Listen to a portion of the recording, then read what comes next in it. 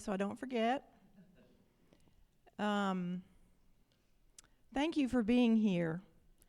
And before we get started for this evening's program, I wanted to make sure you saw this. This is our next program in this series of Coshocton Black History. Wednesday, October 29th at 6:30. We've changed that date. We had scheduled Rick Sheffield for September, but he has moved to California, but he's going to be in Coshocton in Ohio in October. So we're going to get a live evening with him. And he will be sharing some Coshocton history as it appears in his 2 books. And those are his books listed there. The first one is We Got By, A Black Family's Journey in the Heartland. And this is about his growing up years he grew up in Mount Vernon, but he has family in Coshocton. Lula Williams was his aunt. And then his second book that is just now coming out, it's called False Promises, The Struggle for Black Voting Rights in 1800s Ohio. So we will look forward to having Rick. We have already ordered copies of We Got By that will be available in our bookstore downstairs. If you want to buy that book ahead of time and read it, you can. You don't have to. Some of us have already read it, but and the other book will be available at I think just the night of the program. It's a different publisher. But anyway, we hope to see you there. Okay, tonight we're here to talk about the Dorsey sisters of Coshocton, Ohio. Back in June, when we had the program, I spoke about their parents, Clement and Martha Dorsey, and tonight we're going to talk about 2 of the daughters. And since we are going to be focusing tonight, we are going to be celebrating the perseverance, resilience, and creativity of 2 black women who grew up in Coshocton. I felt like I wanted to start with something special. And so I'm going to share some lines of a poem by Mari Evans, who grew up in Ohio. She was born and raised in Toledo. And the name of this poem is I Am a Black Woman. And the poem goes so well with the quilt on the back wall and this quilt on the front wall. Both of those quilts were made by a woman named Sherry Shine, and they're just beautiful. And so I'll bring your attention first to the back quilt. That one is called Harlem. And these are the words from Mari Evans' poem. I am a black woman, the music of my song, some sweet arpeggio of tears, is written in a minor key, and I can be heard humming in the night, can be heard humming in the night. And then this quilt, it's partially hidden, but you can come up and look at it afterwards. It's called This Land is Your Land. And these words from Mari. I am a black woman, tall as a cypress, strong beyond all definition, still defying place and time and circumstance, assailed, impervious, indestructible. Look on me and be renewed.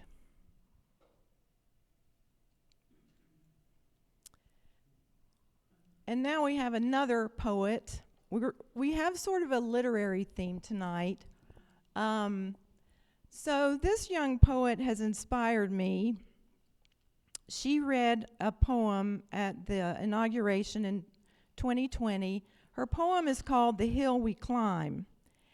And there are 2 lines in that poem that have stayed with me ever since. She says, "It's because being American is more than a pride we inherit. It's the past we step into and how we repair it. So I feel like we are helping to repair the past in some way tonight by sharing these stories of Jessie and Gertrude Dorsey that have remained hidden for so long. And I would like to thank the following people who are also committed to sharing these stories, and without whose work and support this program wouldn't have been possible. First of all, I want to thank Keith Bradner and his AV skills. We had a little bit of a technical thing going on up here, and I was about to panic and run from the building, but he is so calm and cool and collected. He got it solved. I also want to acknowledge my congenial and collaborative colleagues here at the museum, Abby, Cheyenne, and Karen, and we are all under the leadership of Jen Bush, the mighty, who is doing such a great job right now of leading us. I also want to thank Coshoctonians for Peace and Equality, who produced a few years ago a series of short biographical sketches of prominent Black Coshocton citizens. They posted these on Facebook, and that was the first time I heard about Jessie Dorsey or their father, Clement Dorsey. I also want to thank Doug Stout. He is the local history coordinator at Licking County Library, and he wrote a series of articles about Gertrude Dorsey that were in the Newark Advocate last year. And when I read those articles, I reached out to him because I had a few questions, and he very graciously and generously shared tons of information with me. Newspaper clippings, photos, just here, have them. And I just wrote to him this week and again thanked him. He said he would have liked to have been here tonight, but he already had something going on. So, and I also want to thank my husband, Kevin, who is always my first listener whenever I find a new story and I say, listen to this. And I also want to thank all of you who are here tonight, because sometimes these historical stories can be a little bit uncomfortable, or but you're here because you know that the story isn't over.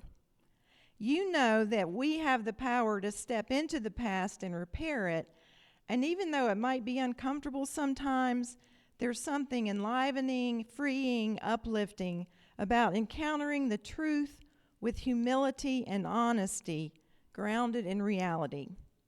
This is the path of wisdom, when we can know and understand things at a higher level of inclusivity, which just means when we can hear someone else's story and then with respect and compassion, we can recognize their story as our story too. Now, the sad thing is there are too many stories tonight for me to share. And I have about a million slides here that I had to hide because we just don't have time to deal with them. So what I did was I have prepared a handout that goes along with this talk, and I'm passing around a clipboard there. You can sign up if you would like to receive by email a handout with all of the links that will lead you to the stories I'm telling and the stories we don't have time for. So you get the satisfaction of going down all these amazing rabbit holes on your own, if you so choose, and just exercising your right to be a citizen historian. Okay. Now, I also want to thank Jack Schuler of Denison University, and he's in charge of the journalism department there and has started this thing called the Reporting Project. He mentioned to me several years ago, he said, have you ever heard of a writer named Gertrude Dorsey Brown who grew up in Coshocton?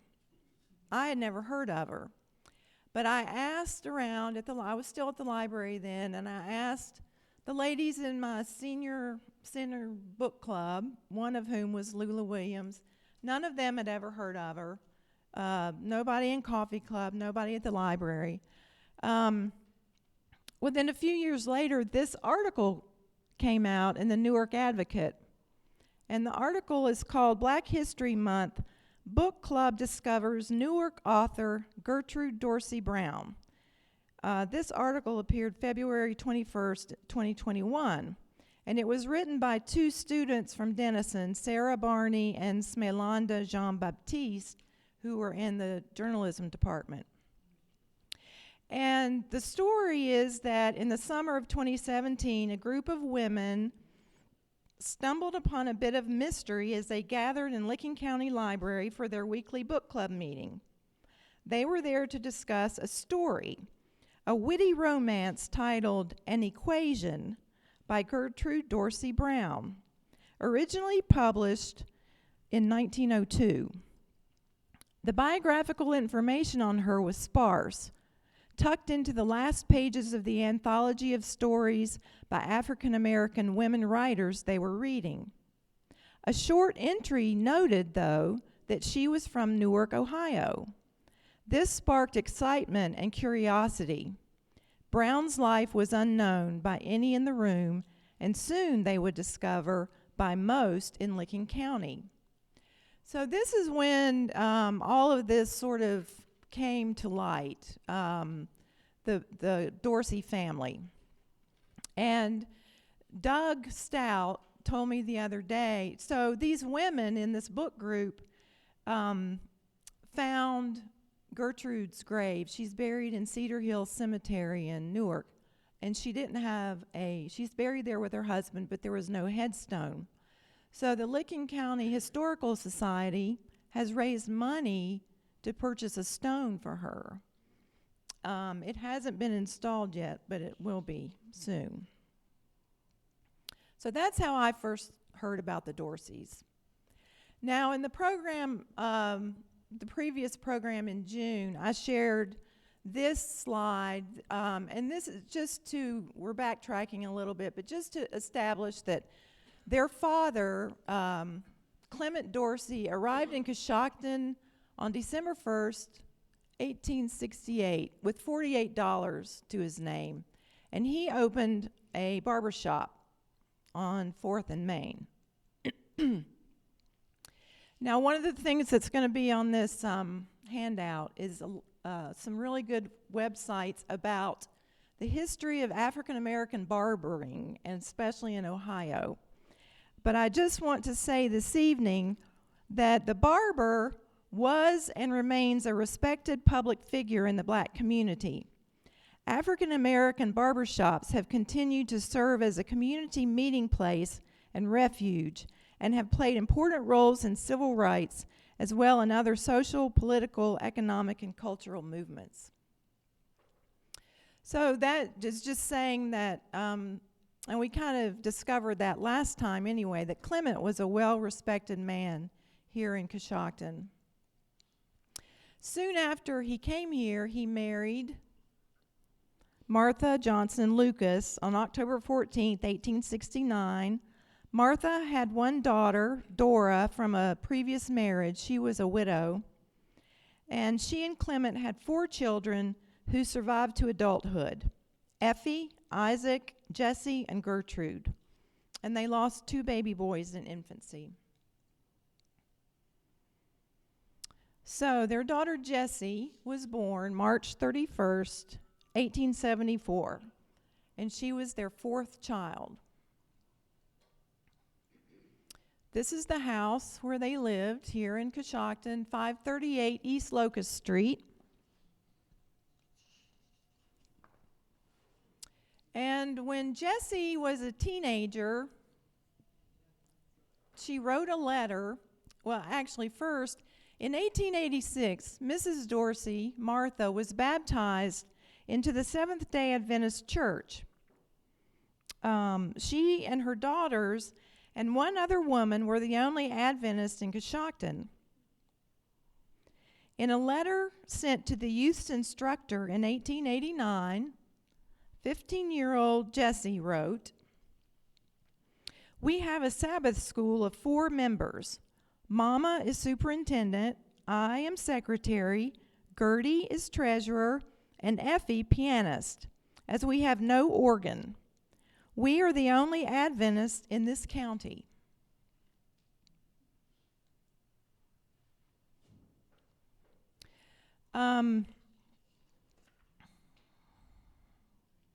The next year, after she wrote that letter, 1890, the Seventh-day Adventist Church voted for a policy of racial segregation that lasted for the next 75 years. And there's some information in the on the handout that sort of goes in and explains that. We don't have time to talk about it tonight. In spite of that, according to the Seventh-day Adventist Encyclopedia, after many appeals from Martha Dorsey, 2 ministers held a tent effort in Coshocton, arousing an interest there around 1893. After similar efforts by others and a camp meeting held there strengthened the interest, a church organized in Coshocton. So, and I'm assuming that church would have been open to all people, no matter skin color, because the lady that got it started was an African-American lady, and there weren't many African-American people who lived in Coshocton at that time. So we're just establishing here that Jessie and Gertrude grew up with parents who were well respected in the community and who made things happen. Their mama didn't take no for an answer. She was persistent, and she got a church, a Seventh-day Adventist church, started in this community. Jessie graduated from high school. In 1893, she graduated from Coshocton High School. And the next year, she went off to study in Battle Creek, at the Battle Creek Sanitarium in Michigan, for training in medical missionary work under the supervision of Dr. John Harvey Kellogg. And this picture is the original Battle Creek Sanitarium main building, which was destroyed by fire in 1902.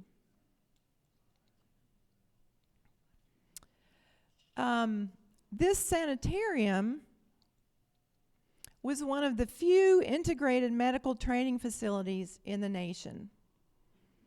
So there weren't that many places where you could train as a nurse or a doctor if you were African American, but this was one of them. Founded by the Seventh-day Adventist Church in 1883, the Sanitarium Training School for Nursing offered a 3-year training schedule. Students were provided dorm rooms and required to do Bible study throughout the course. Jessie graduated in 1896. Now, John Harvey Kellogg was the director of the sanitarium at that time.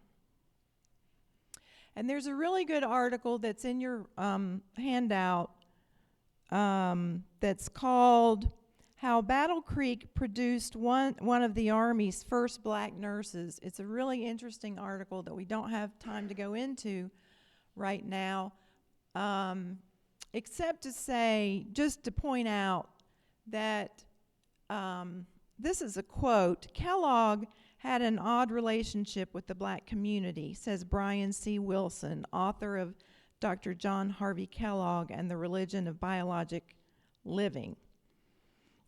On the one hand, he was an absolute opponent of segregation, but he also helped usher in the American eugenics movement.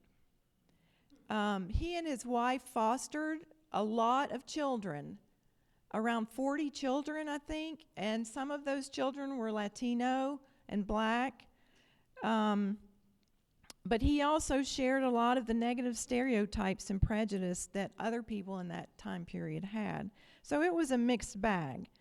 But we are just happy that our Jessie was able to go there and train and get her education as a nurse. Now, while she was there, she met a very interesting lady named Elmira Steele. Elmira Steele is another person we don't have too much time to talk about tonight, but she's a pretty awesome person. You can find out more about her. I'll just say she was a widow, and she had a really strong belief. She wanted to help establish schools for black children in the South. And so she tried to do that. She also established an orphanage for black children in Chattanooga, Tennessee. And she was a member of the Seventh-day Adventist Church. So Jessie met her while she was in Battle Creek. Now, Mrs. Steele, as I said, had a mission to plant schools in South Carolina. And she worked closely with Elizabeth Wright, whose picture is there, Elizabeth Evelyn Wright. Elizabeth had attended the Tuskegee Normal and Industrial Institute in Alabama, which was under the leadership of Booker T. Washington. But she had severe health problems, and she had to drop out her senior year in 1892. After recuperating for several months, Lizzie was contacted by Elmira Steele, who was a trustee at Tuskegee. And Elmira she sent her an invitation to come to South Carolina to teach at the McNeil School in Hampton County. Although Elizabeth had not yet graduated herself, she agreed to go to South Carolina. So she arrived in Hampton County in October 1892 to begin her dream of teaching black children. Her tenure at the McNeil School was cut short, however, when in April 1893, white arsonists burned the school to the ground. So after this, Elizabeth returned to the Tuskegee Institute and graduated in 1894. And the Tuskegee Institute was the type of school she wanted to teach at in the South, where if you're familiar with the model of the Tuskegee Institute, they taught black children, they educated them in both academics and in industrial arts so that they would have the practical training to get a job. It was an industrial school and a normal school. And a normal school was a school that trained teachers. So anyway, let's see, where are we? So Elizabeth returned to South Carolina then after she graduated. She returned in 1894 and spent the next 3 years trying to establish a school. At Mrs. Steele's invitation, Jessie Dorsey joined Elizabeth in 1896. Now, 1896 is the year that Plessy versus Ferguson decision was handed down. In fact, this decision was handed down in May, and Jessie left for South Carolina in June. This is when the Supreme Court declared that the 14th Amendment allowed segregation within states so long as accommodations were equal. And we know this as the separate but equal. So that happened just as Jessie was going off to South Carolina. This is an article that Jessie wrote many years later. We're kind of skipping ahead, but not really. Former Coshocton girl tells of education in South Carolina. This appeared in the Coshocton Age in 1907. So this letter appears 11 years after she went to South Carolina. But in this letter, written to the people of Coshocton County, she explains just how unequal the schools were in South Carolina. And in the handout, you will get It's a long letter, and you will get a copy of the whole thing. And you can read the whole thing yourself. We're going to read bits and pieces of it this evening. But so Jessie tells us in the letter, she kind of compares and contrasts what the white schools were like compared to what the black schools were like. She says, provision is made by each county for the public education of the whites, including from 8 to 10 months a year. Sufficient teachers, buildings, fuel, and equipments are furnished them, while for the masses of the Negro, such is not the case. Only in the cities are they given a full term with plenty of teachers. The rural districts and small towns are crowded with the farming element of the Negro population, and it is there that the boys and girls grow up to manhood and womanhood without the rudiments of a common English education. They are allowed one teacher, paid by the county, and from 1 to 4 months of school, as opposed to 8 to 10 months that the white kids get. They must find for themselves a place, which is often the church of that community, get their own rude boards and benches, furnish their own crayon, bell, and other school findings. During their term of school, the children attend by the hundreds. I have seen as many as 280 children, ranging in ages from 5 to 20 years, under one teacher, who is doing his best to give them all a smattering from their books. It is no wonder, under such circumstances, that these people make no progress along the educational line. But time and space will not permit me to dwell longer upon this point, and I have mentioned it only that our friends may see the real necessity of such institutions as the Voorhees Industrial School. So these are the words coming directly from Jessie herself. This is a primary document that we have access to. So this is Huspa Baptist Church and School. This is the first school where Jessie attempted to teach after she went to South Carolina. It's in Hampton County. The church was organized in 1873, and it began operating a school for black children in 1890. The first school burned in 1895. Arson was suspected, but never proven. And then it reopened the following year. Elizabeth Wright and Jessie Dorsey were the first teachers of the new school. Now, there's a really good documentary about Elizabeth Evelyn Wright that I found. This picture comes from that documentary, and I give you a link to it in the handout. This is just sort of a map of the various schools that Elmira, because when Elizabeth first went to South Carolina, she was working directly with Elmira. And then Elmira went to Tennessee and opened the orphanage. So between Elmira, Elizabeth, and then when Jessie joined Elizabeth, these are, there's about 10, 1, 2, 3, 4, 5, 6, 7, 8, 9, 10 places that they tried to start schools, just in the span of a few years. So Jessie joined Elizabeth there at the Huspa Baptist School in 1896, and the fine print there says that at this school they had to defend themselves from assault. Some of the schools were burnt, but none of these schools were successful.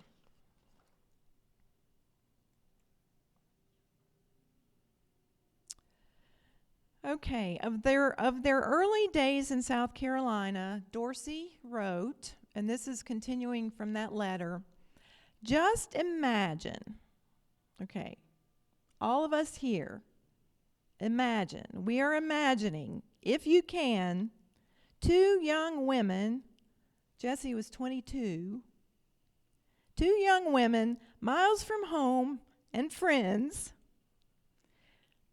with no means for present needs, often not knowing where they would get the next meal, and you will have a mental picture of Miss Wright and me in our first endeavor to plant in South Carolina an institution for the upbuilding of the Negro youth in the rural districts. And I'm just thinking about their mothers. What were their mothers? Did their mothers know how much danger they were in? I don't know. Okay, this fella, I really like him. His name is DeWitt Williams, Ph.D. He is a former Seventh-day Adventist minister, a retired author and historian, and he was interviewed in this documentary about Elizabeth Wright. And he also wrote in the online Adventist Encyclopedia, he wrote a biographical entry about Jessie, where I got a lot of information. And just watching him on the DVD, on the video, he's just a very nice guy, very pleasant. And this is what he says about our Jessie. He points out that Jessie was both a nurse for Elizabeth and a fellow teacher. At one point, when Elizabeth had to return to Battle Creek because of a bad bout of gastritis, Jessie remained in South Carolina and ran the school for 2 months in Elizabeth's absence.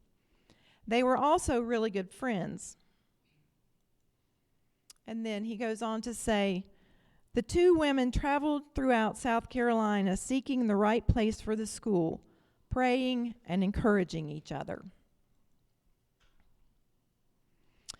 So then in 1897, they found a 20-acre plot that belonged to U.S. Senator S.G. Mayfield, and he was willing to sell this to them if Elizabeth got a note of confidence from Booker T. Washington, who was the principal from her school where she graduated. So Booker T. Washington did that, and so Mayfield sold Wright the land for $2,000, which would be $77,461 today. Wright raised the down payment through donations from offerings from 33 churches and from individuals from the surrounding community. So she would travel around and speak at churches and get this money. Now, while they were raising the money, they went ahead and opened the school in this building. It was a closed down school, and they used the top floor to temporarily open the school. The first class was 14 students and 2 teachers, Elizabeth and Jessie. Although many organizations and philanthropic groups offered to help Wright cover the school's debt, she refused their aid because she wanted the school to maintain its independence. And this property was in Denmark, South Carolina. So they named the school the Denmark Industrial School for Colored Youth. Now this school eventually became Voorhees University, which is still in South Carolina. And Jessie she was there at the very beginning. Now, this is an article. This is from Voorhees. This is like a Voorhees school paper from 1956. They were celebrating Founders Day, and they have a picture there of Elizabeth on the left and Jessie on the right. And it gives the official date of the school's opening is April 13th, 1897. Now, under their names, it says that Elizabeth is designated as founder and Jessie is associate founder. Okay, so when I was doing my research, I thought, I'm going to go to Voorhees University website and see if I can find any pictures of Jessie or, more information. I went there. There is no mention of her on their history page. It's as if Elizabeth Evelyn Wright did all this all by herself. And she was the leader. I mean, she is the founder, but Jessie is the associate founder. So I wrote to them, and at first I got this really nice lady, the provost. I was like, I don't know who to write to about this. So I wrote to the provost. She was very gracious. She passed me on to this gentleman. He's a minister and he's a librarian. He works at the library there. And so I explained the situation, and I sent him this article. I sent him other articles.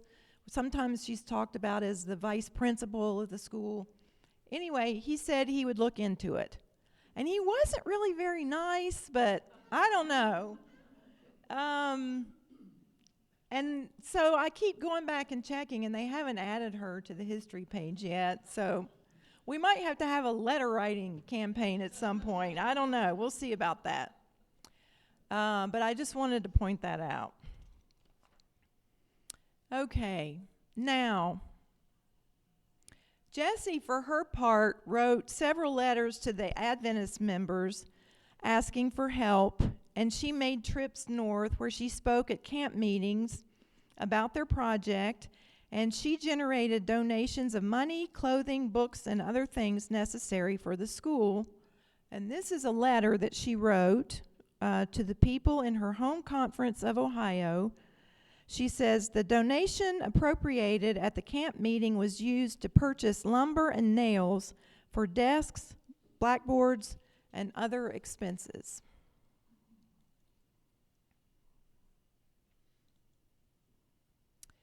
And then she continues in her 1907 letter.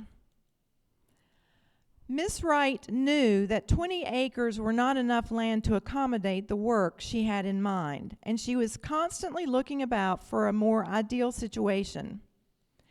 It was found at last in a 280-acre tract of land, a mile and a half out from the town. She bargained for this property, and through Mr. Mayfield, it was secured for $4,500, which would be $158,966 today. It took 5 years to accomplish this much, so from 1897 to 1902. And even though in the past she had not accepted large donations from individuals or from foundations, even Kellogg and Elmira Steele offered to give her money, but she didn't want it to she didn't want her school tied to any one denomination or any one group. But in the end, she accepted money from Mr. Voorhees. And as Jessie describes it, let's see, to turn the page here.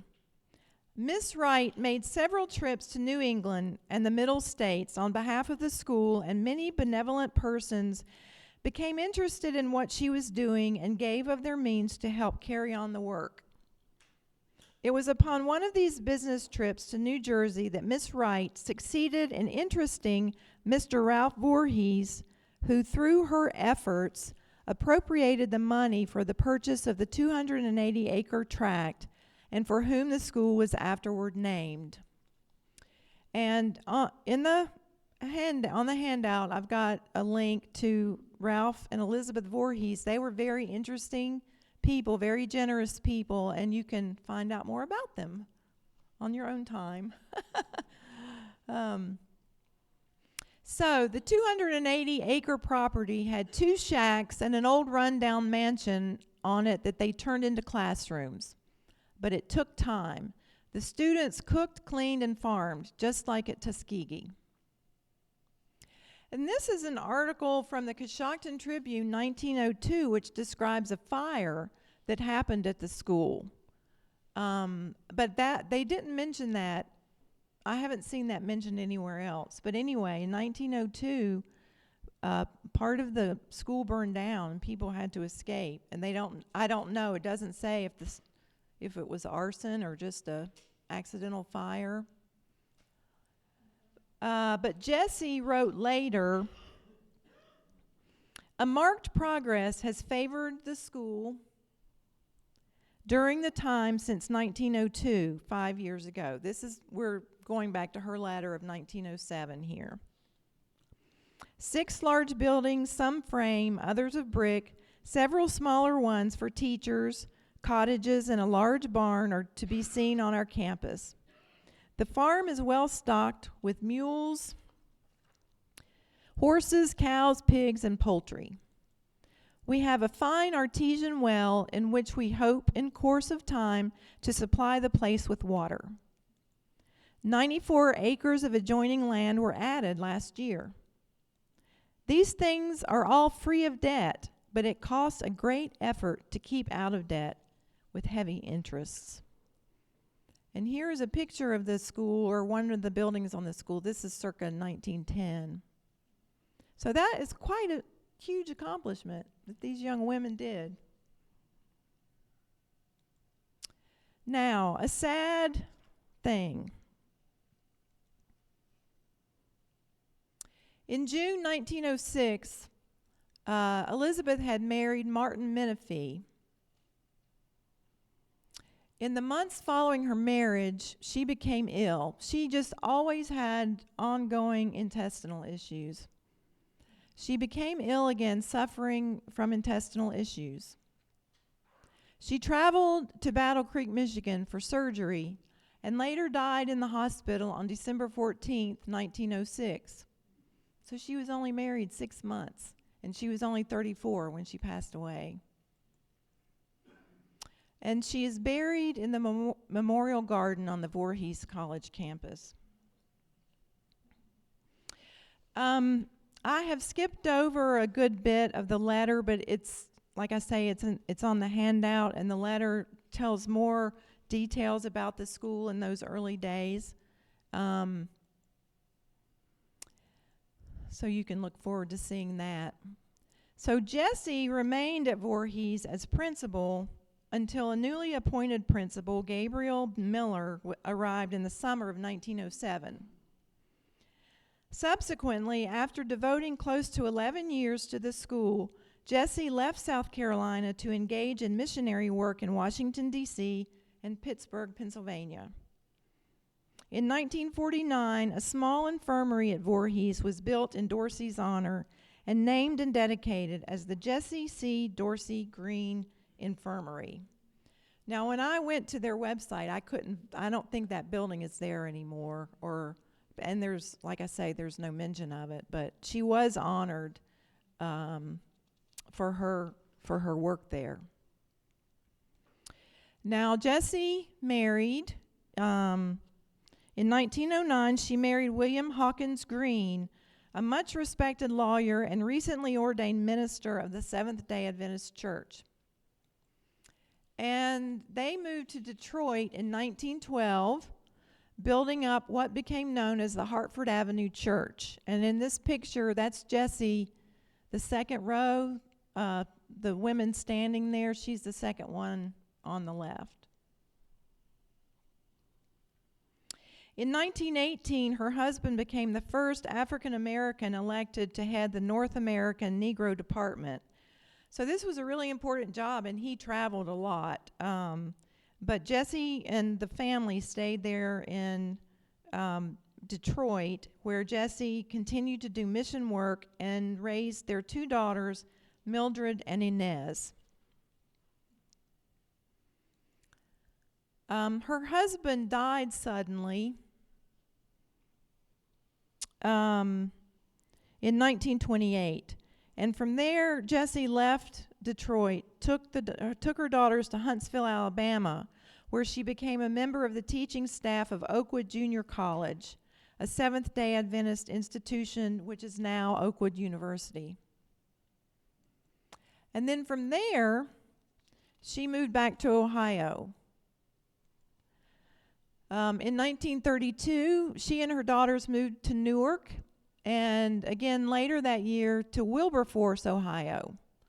Jessie joined the Women's Christian Temperance Union at Wilberforce and served the organization as president for a number of years.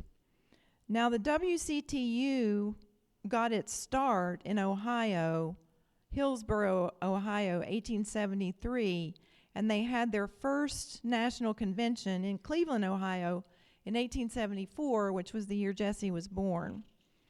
And this picture is Frances Watkins Harper, who led the way for black women in the Temperance Union. Harper viewed this organization as an opportunity for black women to further their constitutional goals through amendments and legislation in regards to both prohibition and women's suffrage.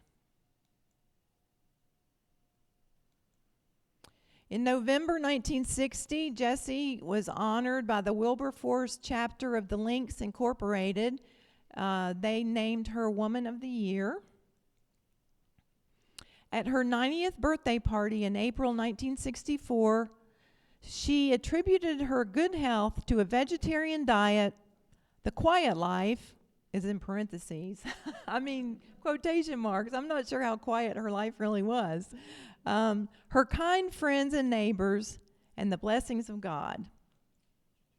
She passed away at age 97 on October 13th, 1971. Now, soon after Jessie went to South Carolina, she composed this poem, and I just want to read the last two stanzas. Grieve not because your mite is small, or seeds are very few. Just let us heed our Savior's call. There's something we can do. Yea, work we will till setting sun, from dawn till closing day, and when our reaping here is done, we'll bear our sheaves away. So she mentions earlier the mustard seed and the widow's mite, and just starting out small. But this phrase, there's something we can do, that she said that phrase more than once in her life. Okay, meanwhile, Gertrude Hayes Dorsey was born August 1st, 1876. She's Jessie's little sister. And Gertrude had her own awesome life. When she was a teenager, she had a job with the Cleveland Gazette. She was a sales representative and a contributor to the black-owned newspaper, the Cleveland Gazette. The Cleveland Gazette and the Gazette Publishing Company were established in 1883 by Harry Clay Smith. By the time it closed in 1945, the Gazette had become the longest-running African-American newspaper in Ohio and the nation. And I found this really awesome website called ohioblackpress.org, and I give you a link to that in the handout. And they have digitized copies of the Cleveland Gazette and other newspapers. So the 1860s, just like what was going on in the world then, in the 1860s and 1870s, there had been a decrease in African American newspapers because of the Civil War and Reconstruction. But with the increase in African American literacy and migration, by the 1880s, the nation saw a rejuvenation of African American periodicals and newspapers, protesting and fighting for African American civil rights. This was brought about in part because in 1883, the Supreme Court struck down the Federal Civil Rights Act of 1875. So the Cleveland Gazette aimed to mobilize Ohio African American voters for anti-mob, anti-lynching, and desegregation causes. So Jessie, according to Doug Stout from Licking County Library, Jessie reported on the society news of Coshocton and Newark. She lived in Coshocton, but her older sister and brother-in-law lived in Newark, so she had connections in both towns. And Doug points out in one of his articles, he says, you know, newspapers of that time, I mean, even when I was growing up, we had the society page. And so there was like, who had a luncheon and who got married and who went on vacation and all that stuff. So this is what Gertrude specialized in for Coshocton and Newark. So, for example, this appeared in the September 22nd, 1883 in the Cleveland Gazette. It reports that her mother, Margaret Dorsey, attended a family reunion honoring her father, Mr. Esom Johnson, who lived in Columbus. And accompanying her were her children, Miss E. Dorsey, Mr. I. Dorsey, Miss Jessie Dorsey, Miss Gertrude Dorsey, and Mr. Howard Dorsey. This article from December 17th, 1892, she reports that she, her sister Jessie, and her brother Isaac were on the honor roll. February 1883, she reports that she was elected president of the Pope Literary Society. This was the school literary magazine. She chose as the subject of her inaugural address, "Often in a wooden house, a golden room we find." And she made mention of instances in the lives of several of our great men whose houses of intellect contain golden rooms. Now, of course, she reported on more than just herself. I'm just pulling out some that just to give us a snapshot of Gertrude's life as a teenager in Coshocton. And I love this one. This is in the Cleveland Gazette, September 5th, 1896. Miss Gertrude Dorsey gave a very enjoyable party Monday evening in honor of her guest, Miss Randolph. Dainty refreshments were served. Don't you want some dainty refreshments? So, Gertrude graduated from Coshocton High School. There were 11 people in her class, 1896. She maintained the honor roll throughout her years and was a member of the Literary Society. Now, this is an article that appeared in the Coshocton Tribune in May of 1946 when she and her classmates celebrated their 50th class reunion. They were honored at graduation that year. And note, I don't know if you can see the small print, but it says, when it lists her, it says Mrs. Gertrude Dorsey Brown, colored, of Newark, Ohio. Okay. January 1897, Miss Gertrude Dorsey left last Wednesday to take charge of a school in Sutton, West Virginia. So this was around the time as she goes off to teach school in Sutton, West Virginia. This is when Jessie was just starting to teach in Denmark in the upstairs of that old building. So the two sisters are both teaching.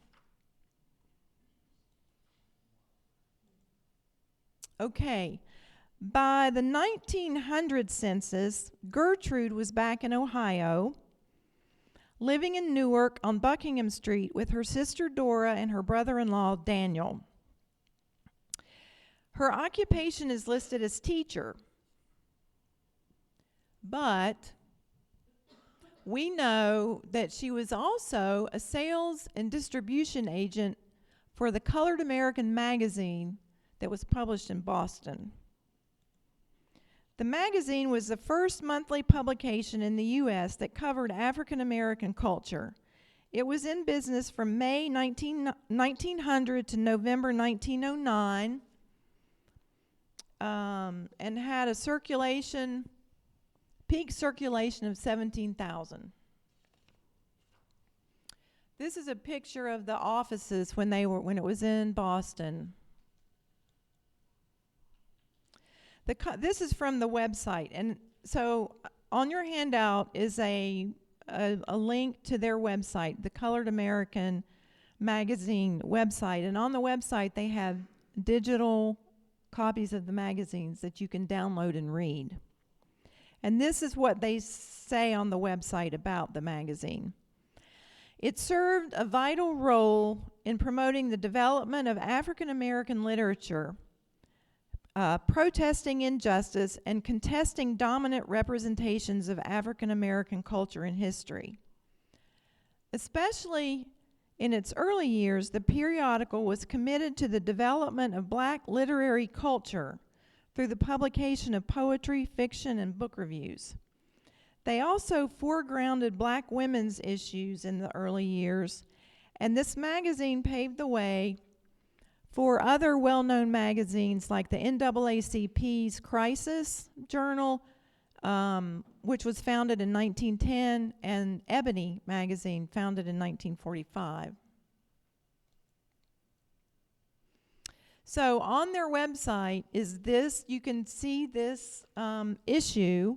In 1902, Gertrude began her writing career with her first published short story, and the story was called The Equation. So you can download it and read it for yourself.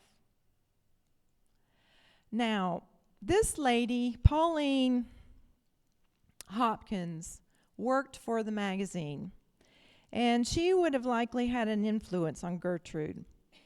She was with the Colored American magazine from its inception, and she became the literary editor in 1803. So eventually she would have been Gertrude's editor for her stories.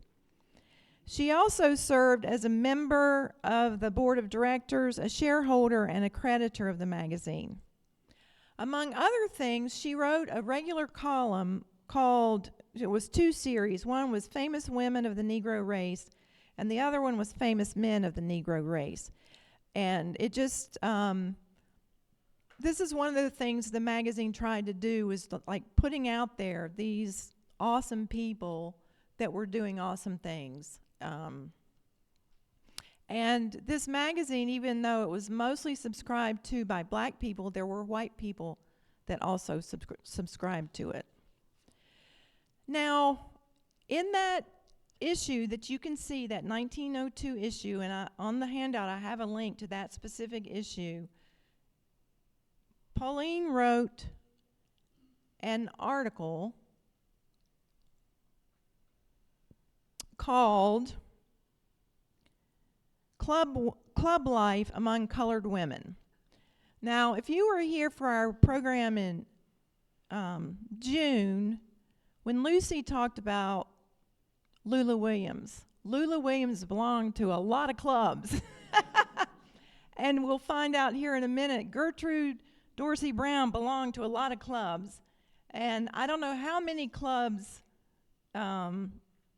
Jessie belonged to, but we know for sure that she belonged to the Women's Christian Temperance Union. Anyway, I thought it was, wow, this is awesome. You can read about club women, and it is a very interesting article that I don't have time to share with you completely, but I will just say that she profiles this lady who was the head of a particular club. Let's see, the Women's Era Club, and this is the leader of that club, Josephine St. Pierre Ruffin. And this club is famous for its attempt to desegregate the General Federation of Women's Clubs at their convention in 1900. The Women's Convention admitted this club, but they didn't know it was made up of all Black women.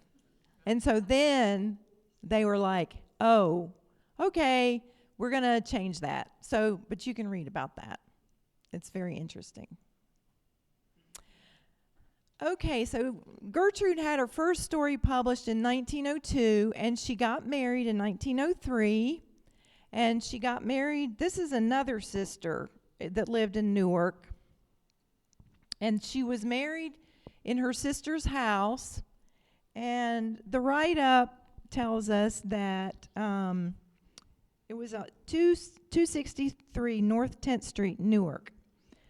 And this article was in the Coshocton Daily Age.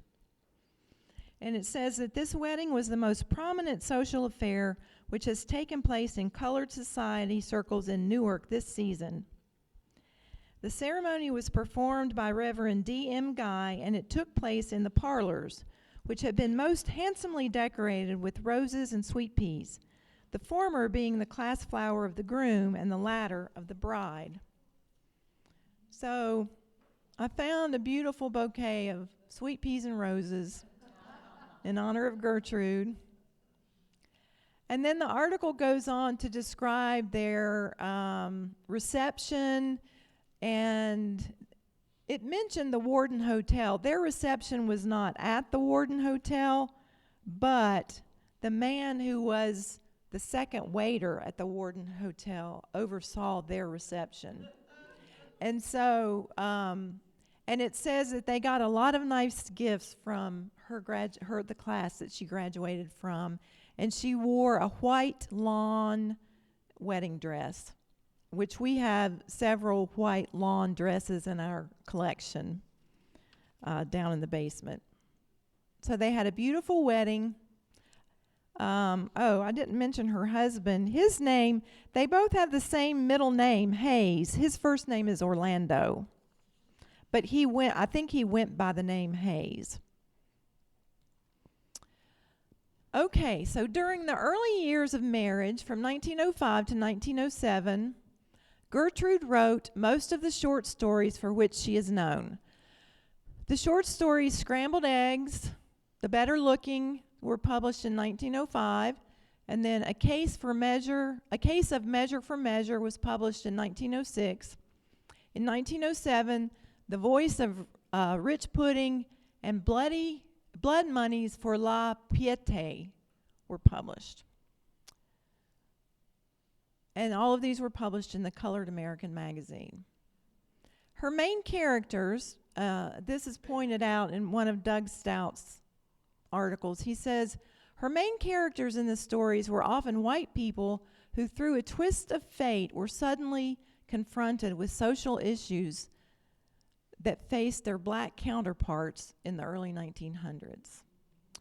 And we're going to look at one of her stories here in a minute, but I want to show you this book. See this? It's a small book, but it's hefty. This book is called Short Fiction by Black Women. It's part of the Schomburg Library of 19th Century Black Women Writers. It's actually included the original that original that I just said, the Library of 19th Century Black Women Writers, was a 30-volume set that was published in 1988, and it was edited by Henry Louis Gates, Jr. This set was part of a 10-volume supplement that was published in 1991. And that's the title page, and I zoomed in on Gertrude's stories that are included there. So in the preface to this volume, Henry Louis Gates points out that the writings of African American women of this period have remained buried in obscurity. Like nobody had seen these short stories, these novels. They're just like buried in research libraries, and nobody has read them. Until these works are made readily available to teachers and their students, a significant segment of black tradition will remain silent. So he saw to that by putting out these books. He, in his preface, he also tells us about Phyllis Wheatley. And Lucy had mentioned that Lula Williams was a member of the Phyllis Wheatley Club. That was a club here in Coshocton.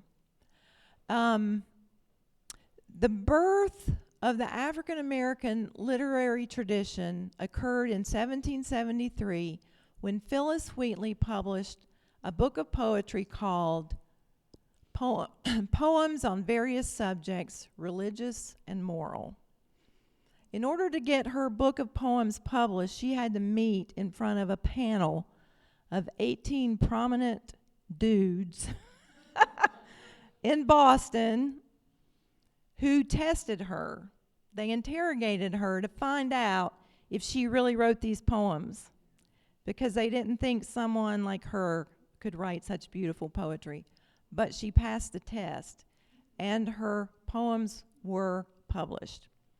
So she is the clan mother of black women writers. But Henry Louis Gates points out that she is not the only one who was a pioneering figure in African American literature. We have Anne Plato was the first African American person to publish a book of essays. That was in 1841. Harriet Wilson was the first African American person to publish a novel. That was in 1859. And Frances Ellen Watkins Harper, we just saw a picture of her back on the Women's Christian Temperance Union. She was part of that. She was the first African American person to publish a short story in the U.S. So we have all of these prominent women, black women, who were the first to publish all these things. And Gertrude is in that lineage. So, now I am an English major and a former librarian, and I ran the book discussion group for 12 years, and I like books. And so I am going to read you word for word. It won't take long, I promise. But the reason I'm going to read this is because the writing of this is so good. But in the introduction to this book, and this introduction, and the book was edited by a woman named Elizabeth Ammons, she picks out Gertrude's story, a case of Measure for Measure. I mean, it's not the only one she picks out, but she comments on her story. So the story is, it's a group of young white people who are having a ball, and they're dressing up in blackface. And so to get into this party, you have to dress in blackface like a minstrel show.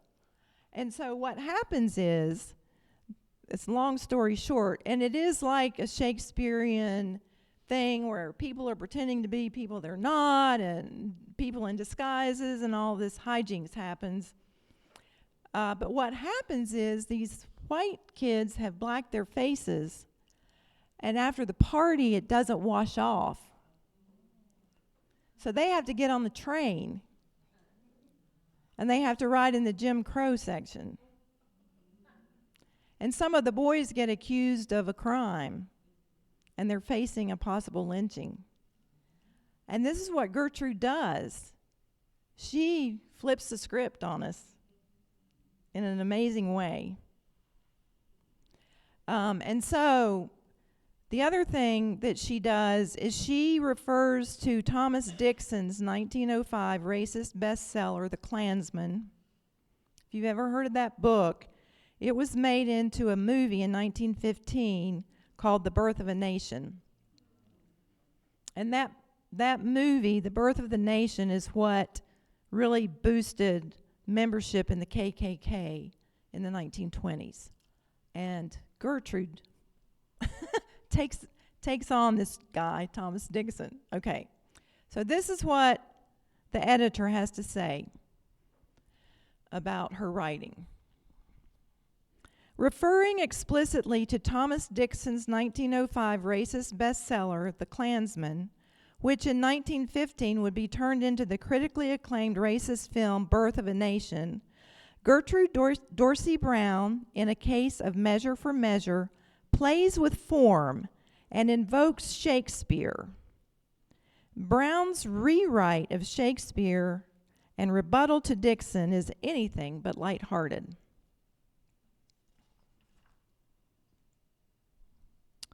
She appropriates the favorite fictive form of 19th century white racism, the blackface minstrel show, and uses it to write her own dark comedy about the racism of white people. In her story of white people blacking up, an inversion of the more usual passing plot which shows black people whiting up, The whites cannot shed the insulting form they have created. They try to unmask, but the paint will not come off. The makeup sticks. Form holds. It traps and turns against the formers, form makers, and won't let them out.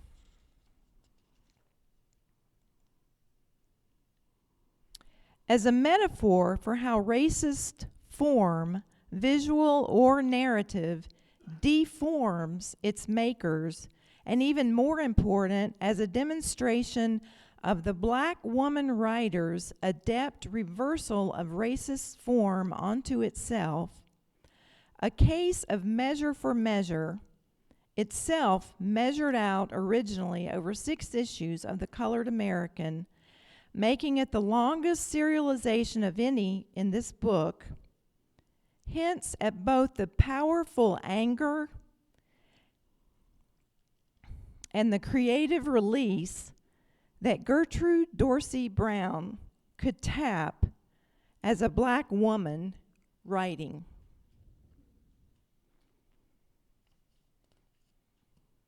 In other words, and this is me talking, Gertrude Dorsey Brown was a badass.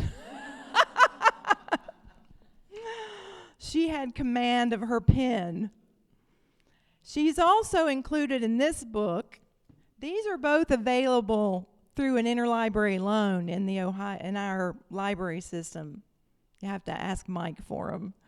And this book also, this is a powerful statement by the editor of this. She says, "The black woman as novelist is a powerful and exciting force in contemporary fiction, for she is the prism through which the searing rays of race, class, and sex are first focused and then refracted. The world of literature has been dominated by black women writers, Toni Morrison, Alice Walker, and Terry McMillan, to name a few. These, I would add Zora Neale Hurston, who is one of her short stories is in this book. These best-selling authors were influenced by the legends of black fiction included in this collection. In other words, Gertrude influenced Alice Walker and Toni Morrison. And she grew up right here in Coshocton. And as far as we know, she never published anything else. I don't know if family life, she had her hands full with her kids, but she did do another amazing thing. Okay, this is Hayes, her husband, and her in 1914 with their children. Jessie, I imagine named after Aunt Jessie. She was 9, Marcia was 7, and little Guy was 2 in 1914. And they lived in this house in Newark on 10th Street. And this is one of the articles that Doug Stout shared. Okay, so Doug Stout, in his 3rd article for the Newark Advocate, tells us that according to a story the Newark Advocate published August 1st, 1914, which that would have been her birthday. She was 38 years old. Brown was in downtown Newark with her friend Mrs. Clara Riggs of Buckingham Street on July 27th. About 3 p.m., oops, I've got to remember to click here. About 3 p.m., they went into a store on the square, seated themselves at a table, and ordered 2 5-cent dishes of ice cream from the server.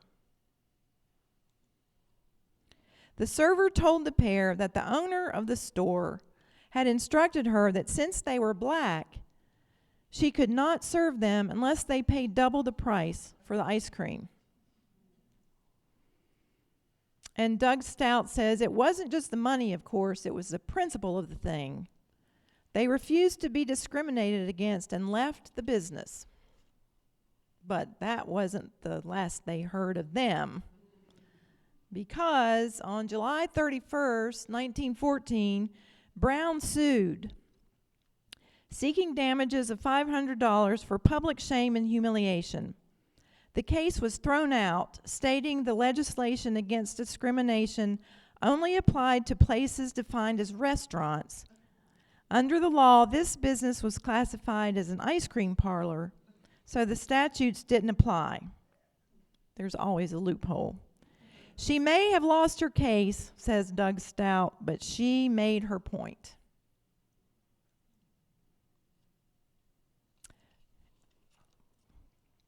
Throughout her life, Gertrude stayed engaged with the wider community through clubs and church. She and her family were active at Trinity AME Church. And we're going to follow just a really short paper trail here to find out about her club participation. So she was a member and served on a committee of the Newark branch of the NAACP. This article appeared in 1941. She was also a member of the Nimble Thimble Club. She was a founding, a charter member of the Nimble Thimble Club. But look at this. At the meeting in October of 1947, she gave a paper on interracial relations, followed by a roundtable discussion. So these ladies were doing more than just sewing.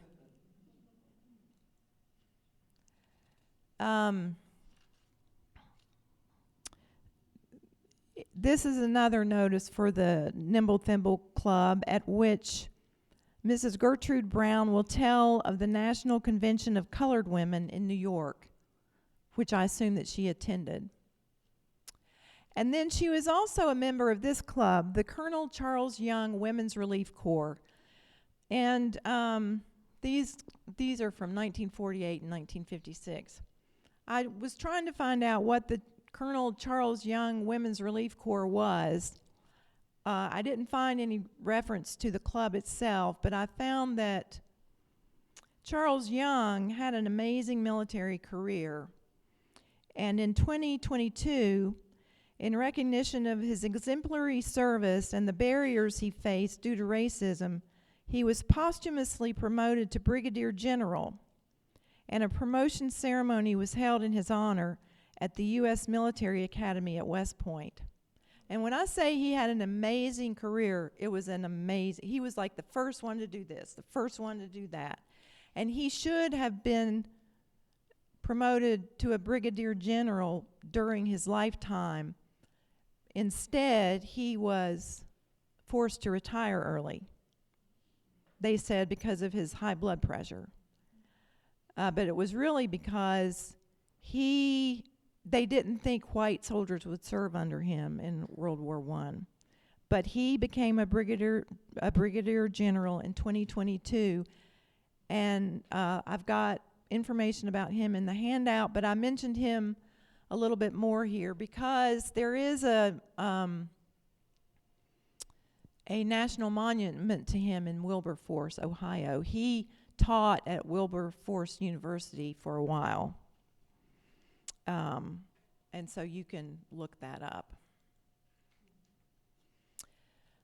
Okay, the Browns celebrated their 50th wedding anniversary, and look at this. So whenever their address was mentioned, I went and found pictures of their house. So they were living in 263 North 10th Street when they had their 50th wedding anniversary.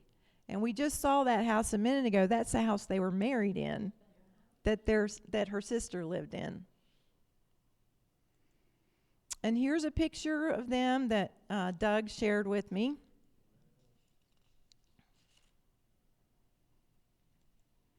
And here we have Gertrude's obituary. She passed away April 20th, 1963. And she left behind her husband, her daughter, Jessie, and her 2 sons. And she also left her sister, Mrs. Jessie Green of Wilberforce. She was a member of the Nimble Thimble Club, and she was active at the church, and she was buried at Cedar Hill Cemetery.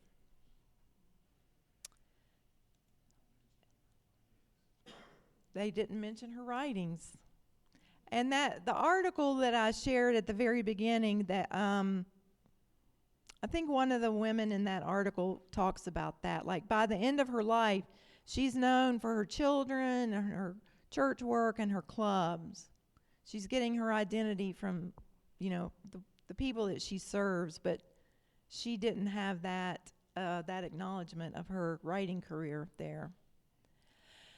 In 2022, the Licking County Library commissioned a mural at their downtown Newark location entitled Pages of Herstory, which features notable women of Licking County, and Jen Bush kindly took these pictures for me. I have not seen this mural in real life, but this is one. It's a long mural. It's a long, low building. I think this is like a garage or something of the library, the bookmobile garage. And so this is one end. This is the far end on the right. So, and then this is the far end on the left. Do you see anybody you recognize there? There she is, Gertrude Dorsey Brown, flanked by Phyllis Wheatley on her left and Frederick Douglass on her right. So, next time you're in Newark, look that up. And this is a blurry picture, but this is one that Doug shared with me. This is Gertrude there on the far left, Dora, Jessie, and Effie. And we don't know anything too much about Dora and Effie, but we know what Gertrude and Jessie were like. And so here are a few things that we can learn from them that they might say to us now. Let me turn my pages. I got behind there. My eyesight is really bad, and it's hard for me to read this screen, so I have to print it all out here. Okay, this is what I imagine they might say. There's something you can do. Small things matter. Hashtag mustard seeds. Hashtag widow's mites. You're not alone. Join a club. Art matters. Tell the stories whenever, however, and to whomever you can. And so I'm going to end back sort of where we started with another young poet. The new dawn blooms as we free it. For there is always light if only we are brave enough to see it.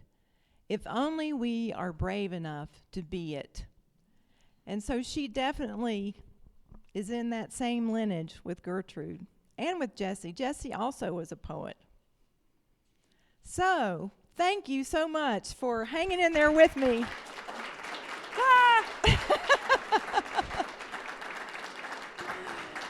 Thank you.